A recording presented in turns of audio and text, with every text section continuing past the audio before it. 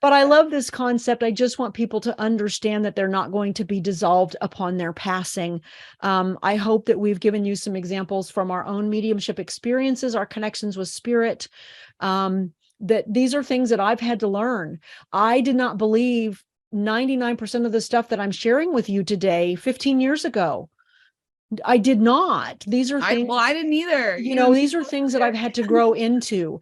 And so I understand sometimes when mediums will say certain things, I can see where that person's coming from, or I can go, well, they're saying that because they haven't had that experience yet. And then I look over here and I go, I haven't had that experience that medium is talking about yet. But I'm at least going to consider what they have to say and go back to my spiritual guides and say, show me. Help me understand what this person is saying, rather than condemning that medium for being wrong, or even myself, asking for clarity so that we can integrate it into ourselves. There's lots of concepts I think that I still ponder and wonder about, and I'm always open to hear what others have to say, even if it doesn't fully resonate. So, if this video doesn't fully resonate with you, that's perfectly totally fine. Okay. That's right. Don't take our words for it. Whatever it is that resonates, and leave the rest. That's right. But as far as being open-minded, you would think more people in our community would be open-minded, but I've found that there are some people that they only grasp what they've experienced. That's fine, because again, we're talking about, it's natural though. It's natural. We're talking about our own experiences right now. Right. And so this is our perception of it. Right. It's our perspective, psychic perspectives. Yeah, exactly. It's our perspectives.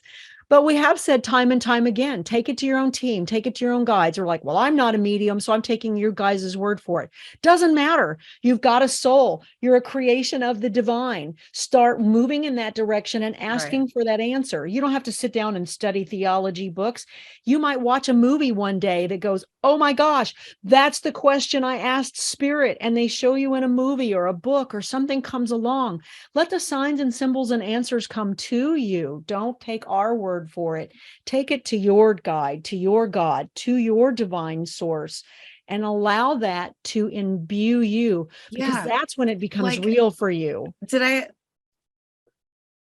like when I got really mad at Jesus one day, and I said, because I was mad about like terrorism and stuff, and I was like, raw, like, how am I supposed to not be angry about this stuff? I know. And I mean, I literally 35 minutes later, Jehovah's Witnesses were knocking on my door with a pamphlet about how to not be angry. I was like, Jesus said, come in your way, girl. So when you say go to your team and ask for questions, like, ask. Ask your own pay attention for the answer. And the other thing about asking too is I understand it's taken me, again, my spiritual journey. I've had to grow into these experiences. I've had to grow into these awarenesses. If you ask a very advanced question and you're in the kindergarten, you're going to get an answer from spirit that you're going to be capable of understanding. Now, I don't mean that in an insulting way. A spirit is still giving me experiences that are very basic because I don't understand yet. And so we have to build on concepts, just like we're building concepts for you on this Life Lessons Through Mediumship, and they're getting more complicated as we go. Your spiritual team will start you off with things that are simple and small. But if you're asking in a sense of sincerity, I do believe that those answers can and will come to you, because we are seeking the divine, and the divine will always, always answer us. It is our responsibility to pay attention and to be willing to accept in mysterious ways. In fact, in mysterious ways. Yes, I love it. I love it.